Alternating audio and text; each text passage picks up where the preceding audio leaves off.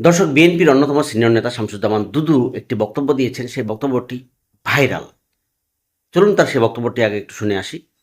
ভারতের থেকে আর কেউ বেশি বাংলাদেশের ভালো চাই না। এই বক্তব্যটি অনেকেই বলছেন যে বিএনপির এই সিনিয়র নেতা কেন এই কথাটি বললেন, কিভাবে বলতে পারলেন। কিন্তু দর্শক, বক্তব্যটি পুরো বক্তব্য এটি নয়। এই বক্তব্যটির পুরোটা যদি শুনতে চান আপনি, তাহলে সেখানে তিনি কি বলেছেন শুনে আসি। মিস্টার জয়শঙ্কর এমন একটা উক্তি করেছেন, ভারতের থেকে আর কেউ বেশি বাংলাদেশের ভালো চাই না। এই হচ্ছে অবস্থা। তো দর্শক, বিভ্রান্ত হবেন না।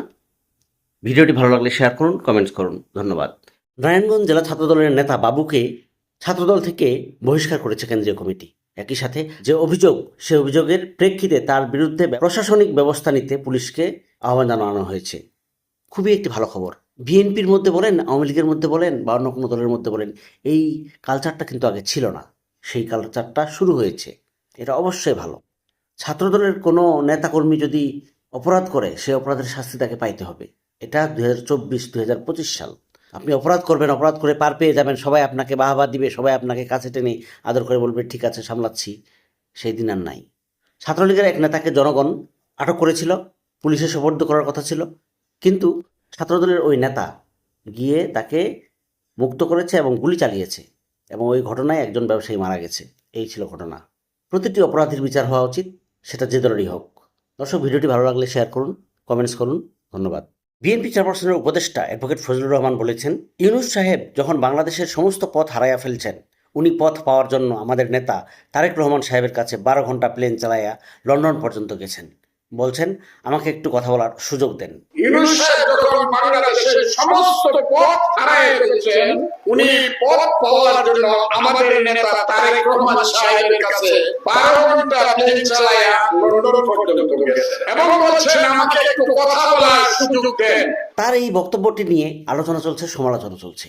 ডক্টর ইউনূস কি তারেক রহমানের সাথে দেখা করতে চান, নাকি তারেক রহমান ডক্টর ইউনূসের সাথে দেখা করতে চান? ডক্টর ইউনূস কি তারেক রহমানের বাসায় যাবেন, নাকি ডক্টর ইউনূসের যে হোটেল সেখানে তারেক রহমান সাহেব আসবেন?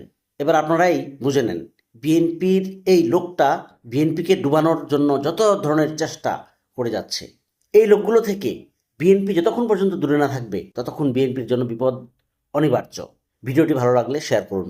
বাংলাদেশের অন্তর্বর্তীকালীন সরকারের প্রধান উপদেষ্টা ডক্টর মোহাম্মদ ইউনূস 4 দিনের জন্য সফর করছেন যুক্তরাজ্যে। তার এই সফরের বিরুদ্ধে খুবই ক্ষুদ্র পরিসরে আওয়ামী লীগের নেতাকর্মীরা প্রতিবাদ করছেন। অনেকেই ব্যঙ্গাত্মক প্রতিক্রিয়া ব্যক্ত করছেন। বিক্ষোভকারীদের অল্প সংখ্যক উপস্থিতি নিয়ে প্রধান উপদেষ্টার প্রেস সেক্রেটারি শফিকুল আলম একটি রসিকতাপূর্ণ স্ট্যাটাস দিয়েছেন।